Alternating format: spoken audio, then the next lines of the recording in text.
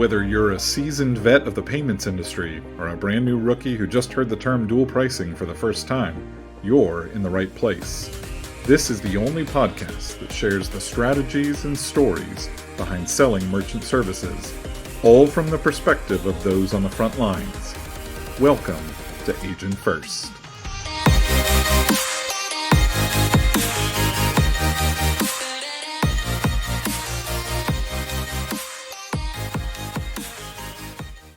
All right, welcome to another edition of the AgentFirst Podcast. I'm thrilled today to have with me Misay Khoundara, who also goes by Sai. I don't know, or Mishay sometimes. Mishay, I've heard that one as well. Missy, yeah, there's a lot of those. Yeah. Yep. So Misay and I have known each other since 7th grade, so we go way back. For those who don't know, a lot of people out there probably don't know, Misay is actually my brother-in-law. He's the reason I met Nini, my wife. I met him sneaking into his basement to play a game of poker, and that's how I saw Nini there.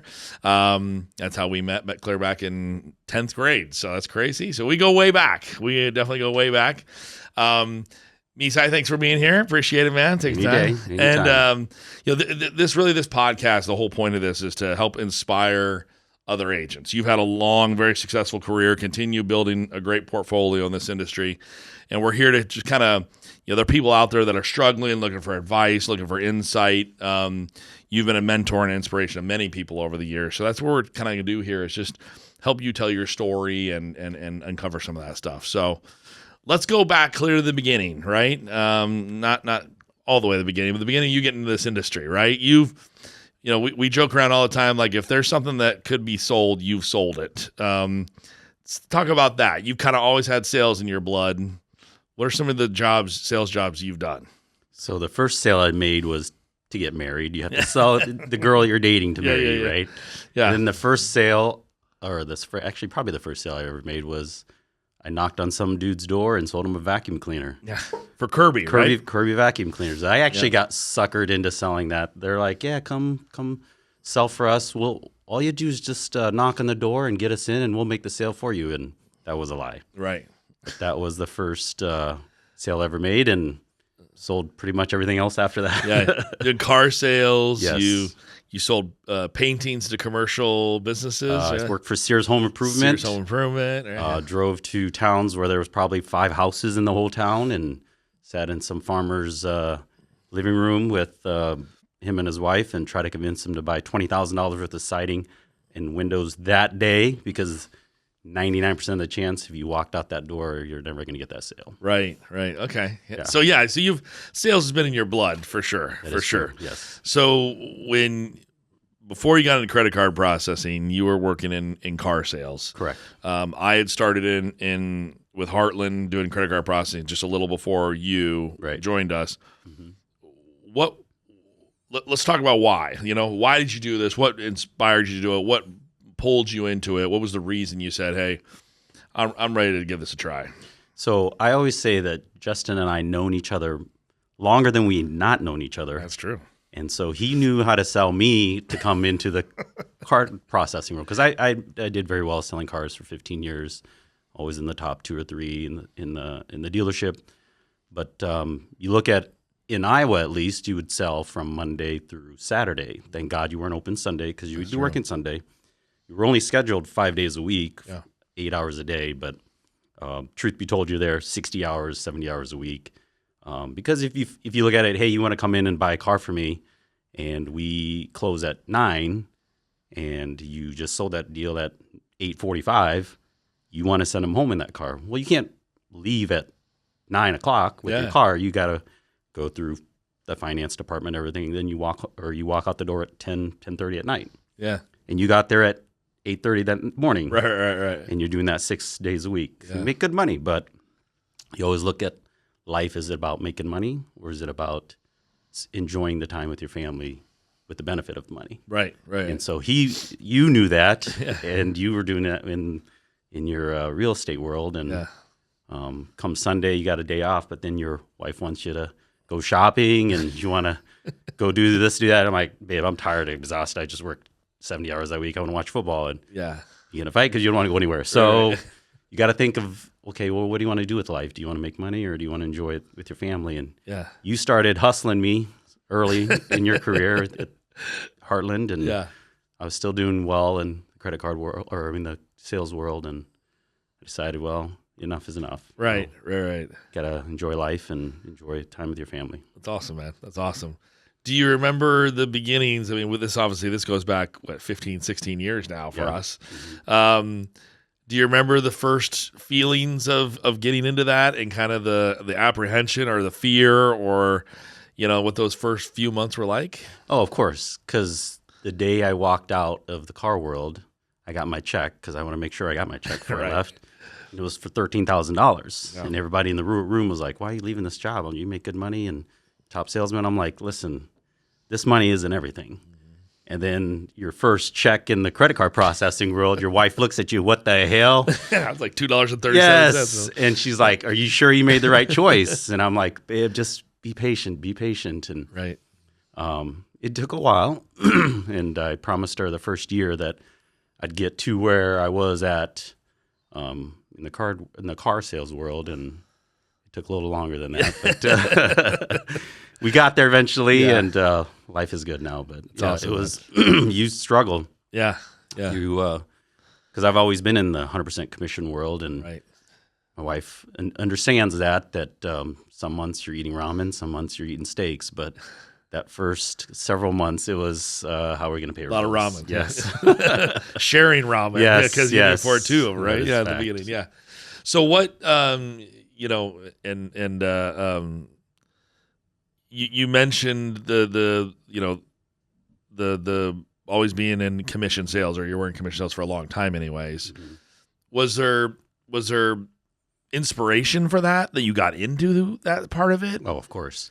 Yeah. Why did you end up? Because obviously, you went through high school, you did a little bit of college. Like you're just like me. Like college wasn't for either of us. Correct. It was let's go make some money. Exactly. And then you got into sales pretty quickly, and really was at that commission. What was the inspiration for that? I always looked at life as everybody gets what they put into it, right? Mm-hmm. And in hourly sales, I could bust my butt and work 3 times as hard as the guy next to me, and we're both Right. making the same money. Right. I've never understood that, and I understood that if I work hard, I want to be rewarded for it. And if I'm Right. the top person in the company, I want to make top income. So Right. that's what always driven me in 100% commissions is that, hey, if I want to be lazy, that's my prerogative, and I'm not going to eat. But Right. if I want to bust my hump and be the best in the industry I am, then I want to be rewarded for it. Right. And so that's what has always driven me in sales. And I know that 100% commission sales, Right. you are going to be paid the top, because if you're getting a salary plus commission, which I've had a couple of those, never liked it. And it always drove me to be a lot more lazy, because Right. I know I got a check coming. I don't have to work as hard this month. Right. So, Right. Yeah, that makes sense. So you've had an amazing career in this industry and continue to. You're crushing it. You're doing great there. What has been for you, because you have a lot of customers that have been with you for a long time, right? Correct. Yep. So let's talk about that side of it, not even the sales side of it, but the retention side of it, right? You're a guy that builds relationships. You're not always the one call close guy. You're not the guy who's going to go in and I'm just going to close you right now. Correct. I'm going to build a relationship and we're going to have a long-term relationship together. Let's talk about that. What is that? What has been the secret sauce for you there? Is that it, or is there something else? I always look at it as if you're the cheapest guy on the block, you're going to be the first one out the door, because if you sell on money, there's always going to be somebody that's going to beat you by a penny, and the guy's going to leave you. Mm-hmm. So if you want to be the person where they stay with you I got clients that have been with me 14, 15 years, you have to have that mentality as you're selling yourself, because you are one of a kind. Mm-hmm. There is no other Misay Khoundara out there in the world. And if they like you, trust you, and believe in your services, that they theoretically should never leave, because you're one of a kind. I want that one of a kind, and I can't find that one of a kind anywhere else. Right. There have been other companies that come in and undercut me, and then I get a call 30 days later and like, hey, this guy lied to me, come back. I really want you to put your stuff back in. And, Right. And then I'm like, okay, you're going to pay double. No, I'm just kidding. But if you think that you are the best, and if you think that you have something that they want and can't get anywhere else, which is you, then they theoretically should never leave you. Right. And you're the guy that has always told your customers to, hey, don't call me, call the 800 number, right? Oh, of course not. That's you learn quickly when you're in the 1099K world that customer service is customer service. They're getting paid minimum wage to answer that phone and get that customer off the phone as quickly as possible. And that's not typically what's best for your merchant. You want to give them the best experience, the experience that they can't get anywhere else, which is you, right? So they call me, and then typically I'll have the answer. If not, then you get a say, let me call you back or let me conference you in. But and for me, I have clients in Hawaii, which they're 3 hours behind. So I'm always getting a call at midnight, 1 o'clock in the morning, 2 o'clock in the morning when they're closing shop, and you have to answer that call, because if not, then what am I providing different? I'm not living in Hawaii. I can't drive over there and service them. Right. So I have to make sure you get given the best service over the phone possible. Right. Yeah, I'll say, I mean, I've always been impressed with your dedication to that. You always answer the phone, and no matter, we're in the middle of family dinner, you got to take that call because that's what's paying for that dinner, Exactly. right? And so, so you and I worked together for a long time at Heartland and together at Beyond. Yep. Now you're in a true 1099. I'm not working for anyone. I'm full 1099. One of my favorite stories to tell about you, it's not a specific story, but it's just who you were, is that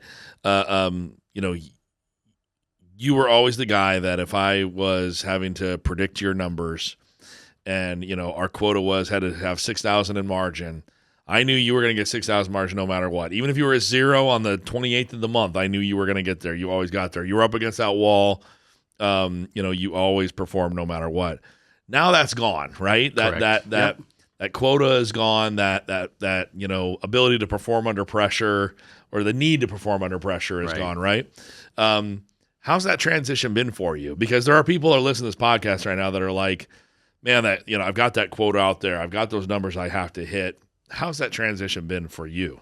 So when you leave a high pressure world, because I knew the call was coming. It's like the week before, at the end of the month, hey, I'm predicting my numbers, and I knew what to tell you, of course. We always played those numbers games. But the freedom of not having to work for the man or a corporation, and knowing that everything that you produce now is going to your pocket and not feeding a large publicly traded company, it's relieving. It's because now what you do is for you and your family, and not, okay, I got to take care of some board members. Right. And so if you really want to bust your hump and do what you want to do, you can. And if you want to sleep until 11 a.m., you can. It's not a concern that you have to please somebody else. You're working for yourself and your family. And it's really been freeing, and I got less gray hairs from that, knowing that you're going to call me. What the hell? What number am I going to give them? Now your gray hairs are from different things. Yeah, that's true. Yeah. What? So do you, because you don't have that pressure though, are you producing less now? Are you making less money now? Oh, of course not. You would never go 1099K if you didn't think you're going to do better. Some people are afraid of that, and if you want that little small, minuscule assurance, you can go that world. But I'm always the impression of, hey, I trust in my abilities. I trust in what I can do, and I trust in my experience that I can perform on my own. But that is a scary area for some people, that, hey, what am I going to do when I'm on my own? But you always every person that I trained from day one, Michael Newpuff, which we first got, you always teach them to think outside the box. Right. And when you're on your own, you think outside the box. There are endless possibilities. When you're working for a corporation, you have 5 things in your toolbox. And we've always talked to add more tools to your toolbox. Right. And when you have a Matco 60 drawer tool chest, you can go to any of those tools. Right, Whereas right. if you're working for the man, you got a little itty-bitty limited toolbox there, yeah. with 5 tools in there. Right. So think outside the box, and your opportunity is endless. Yeah. I remember we now had one of our first nail salons. Yeah. You and I boy. we went to the ends of the earth to get this account. And Yeah. we did Still with us. Yes. Yeah. 5, 6, 7 different nail salon POS systems where we would never had that opportunity. Right. We worked for the man. Good point. Those are the things that you have to think outside the box, trust in your abilities, know that you can find that solution for the merchant. Because when we go in, well, at least when I went in and pitched myself, I said, hey, I'm here to customize our services to your business needs. Whether you're an Italian restaurant or you're a nail salon, we provide a full solutions systems for you. Mm-hmm. And if you're working for the man, you can't do that. You can never say that. Right, you're because limited. Yeah. when you're on your own, you can find your own tools, what you have available out there, which is endless. Yeah, It's yeah. every solution ever created, Yeah. unless they're proprietary. For the most part. Yeah, You and can find something. and you've done that very well for PayCompass. Is you keep adding tools to the toolbox Sure. that I appreciate it. you're never going to stop because. Yeah. But you also always want to provide the best opportunity, so you vet that before it comes out to us. We're But- trying, yeah. So those are the things that when you go out on your own, you want to make sure that you can provide all the tools for your customer. That's cool. You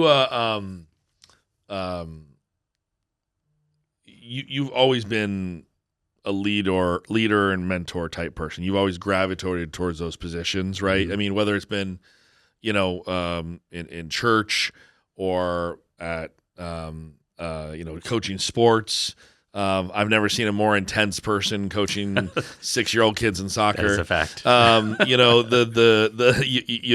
You love leadership positions, and you for many years did that and still do it. I mean, even in kind of a unofficial capacity now, you still love mentoring and helping people now. Correct.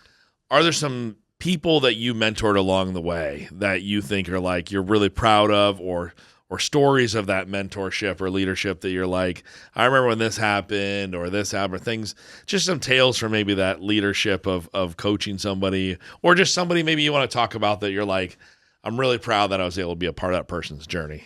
Yeah, there's a lot of people that I've coached and mentored throughout the years, hundreds of people, matter of fact, in all the different aspects of what I've done. One has been on your show. Yeah. He was a wild child when he first came in, still is, but I knew this was what you were going to say. Ira is he's a unique character, and matter of fact, I mentored him to the point that he was my boss at one time, and I'm very proud of that he could grow and lead and become a very high producing top sales rep and enjoying life, because those are the things that we get into this, as at least for me. You don't get into this for the money. You get in this. My mentality for every person that I mentored was, I do whatever I can to support this person so they can succeed in life and in their family, so that they can go on and potentially do that same. Right. For other people. So Ira's, he's a great guy. He's a leader himself, and he's got his family of his own, and now he's enjoying life, traveling the world. Because of the opportunity that I had. Yeah, it was awesome. I mean, I mean, talk about a guy that should never have been hired, right? I mean, guy that was, working at the bank as a teller, business banker, or whatever, right? And you believed in him. We both believed in him, and you really helped take him under your wing and help him find that success. Yeah. It's a really cool story when you really think about it. And hats off to you for getting yourself there. It was a team effort. I couldn't do it without your support. So So you're where you're at now. You've built an amazing portfolio. You have the oldest portfolio at PayCompass, right? Our merchants number 1 and number 2 were both from you and are still with us today, which is awesome. 5.5 years, a little over 5 years later. You're one of the only people with a 2019 jersey. So that's also good. But What's next for you? Is it just keep doing what I'm doing, keep building this portfolio, help coach others, a little bit of both, or all of it? What does that look like for you think? So my wife and I actually talked about this, and I've kind of gotten complacent, which is, it happens. Sometimes Part of it. I've told my kids and my wife that dad's busted my butt since I was 12 years old working, right? Yeah. To get to the point where we're at today so that we can enjoy life. Right. I can go to work if I want to, and cannot go to work if I don't want to. But I do miss mentoring and coaching. I coached soccer for 12 years and got out of that. And so now it's like, hey, what am I doing? I really haven't had an opportunity to lead or coach somebody or mentor somebody. So think about getting back into that world, because there is a lot of enjoyment in seeing others succeed. Right. Because if it's all about you, your life is kind of miserable. Right. But when you can help others, and then they can help others, Yeah. there's a joy in life that you're watching others grow. Yeah. Well, there'll always be a place for you there for sure. Yeah. I mean, you'll definitely do that, crush that. So if one of my favorite questions to ask on this podcast, because again, this is about inspiring others. There's so many people out there that listen to this podcast or watching it that are, in this industry trying to learn from others, just glean information, from others. You've obviously had a long, successful career. What would you say to that person, the person who is today, sitting there listening to this podcast right now and saying, yeah, dude, I just don't think I can do this, right? My manager sucks. You had me as a manager, so obviously you had a sucky manager too. You True get story. it. But what do you say to that person? Like, to inspire them to keep going, to take that next step. What is that? What piece of advice would you give them, or just pieces? So Yeah. the one thing that I always, when I coached or mentored a new sales rep, is this industry is not for everybody. Yeah. If you truly don't believe in your abilities, because there are things that you can teach. You can teach product knowledge. Mm-hmm. You can teach things to say. You can teach lots of things. But How to run an appointment. Correct, yeah. But the one thing you can never teach is your self-drive. Mm-hmm. I always tell them, I'm not going to call you at 8 o'clock in the morning or saying, are you out knocking doors or you're out seeing clients? If you have that desire to get up, put in the hours, the ability to learn, don't give up, because there are things that you can do to succeed, and that is to keep growing. Ask the questions that, hey, what am I doing wrong? Mm-hmm. If you look at it from I'm not a baseball player, but I know baseball. Right. If you strike out 7 times but get a hit 1 time or 3 times out of 10, you're top in baseball, all-star. right? Yeah. And that's the same in this industry. If you go out and see 100 clients, and if you can convince 10 out of those, if you're really good, 20, you're going to have a massive portfolio. Right. So if you want to succeed, don't give up, because that next door, in this true story, I think you know this, you and I moved here 12 years ago. Yep. You beat me one day because you flew and I drove my moving van. That's right. Right? I was 0 for how many that first 30 days? Yeah. We couldn't pay our bills that was month. a harsh first It month. was. Yeah, and I was like, well, I know nobody. Yeah. Your family and my family was the only people I knew. And we took that leap of faith. But that next appointment, I sold a restaurant. And that restaurant led me to other restaurants. But we were on our last leg, and we didn't give up. But that last person we saw that month was that first sale, and we never looked back. But to inspire those new or the people that are willing to give up, don't give up, because that next door that you knock on could be the one that gets you to your next sale. Because we know success drives success. So if you're on a roll, you're closing deals, you're going to keep closing. Right. But you have to know that if you strike out, you have that next opportunity to keep going. Don't give up, because you can keep going. I love that. So I've always said to people, when people ask me, what is the, because same thing. I mean, we've both, trained hundreds of people, saw many succeed, many more not succeed. Correct. Right. Yep. And when you look at that really commonality between them, I always felt like the biggest deciding factor in success was the support at home. Correct. right? Yes. That is true. I know it's been massive for you as well. Speak to that a little bit. Like, what is that like? Because, I mean, yeah, it's we're the name out there, we're the face out there, but we're nothing without the support at home. And I know that's been massive for you as well. Yeah, that is true. If you look at it from a 100% sales commission side, we don't go dig ditches. We're not out lifting heavy stuff. So we're physically not tired, but this is a very mental game. So when you are out there talking for 8 hours a day, driving in your car, knocking on doors, it's mentally draining. Mm-hmm. And if you had a bad day and you're out there, you got 20 no's, you come home and your wife is negative Nelly, it's not a good situation. Right. They have to understand that when you come home, we need that support. And my wife was 100% supportive 90% of the time. And I remember hearing a podcast that Ira did, that mental shift when you come home and that the wife is supportive. Those are the things that they have to understand that drives us to keep going. Right.